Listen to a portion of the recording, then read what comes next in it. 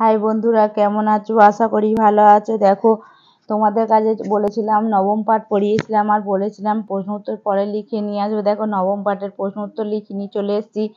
1 নম্বর প্রশ্ন দেখো, কাকে আসার কথা বলা হয়েছে? উত্তর দেখো, গৌর আসার কথা বলা হয়েছে।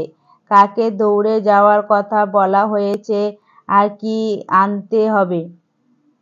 কৌলুকে দৌড়ে যাওয়ার কথা বলা হয়েছে আর চৌকি আনতে হবে। তারপরে দেখো 3 নম্বর, গৌড়ের হাতে ওই কৌটো কেন? কি খেলে ভালো থাকে? গৌর ওই কৌটো ভরে মৌরি রাখে, মৌরি খেলে ভালো থাকে। তারপর এটা দেখো 4 নম্বর, গৌর কিসে করে এলো? গৌর নৌকা করে এলো।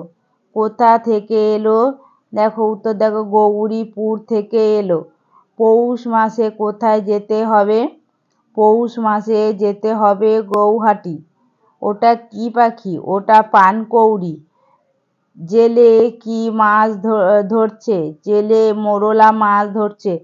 তারপরটা দেখো, কে কে কে ভাত নিয়ে বসে আছে? সৌরি দিদি ভাত নিয়ে বসে আছে।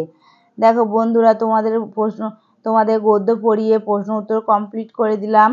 আর বন্ধুরা দেখো, আমার পড়ার ভিডিওটা তোমাদের ভালো লাগলে অবশ্যই লাইক করো। লাইক করলে দেখো তোমাদের জন্য ভিডিও বানাতে আমাদের আরও ইচ্ছা করবে। আর আমার ভিডিও আগে পেতে হলে আমার চ্যানেলটিকে সাবস্ক্রাইব করো বন্ধুরা।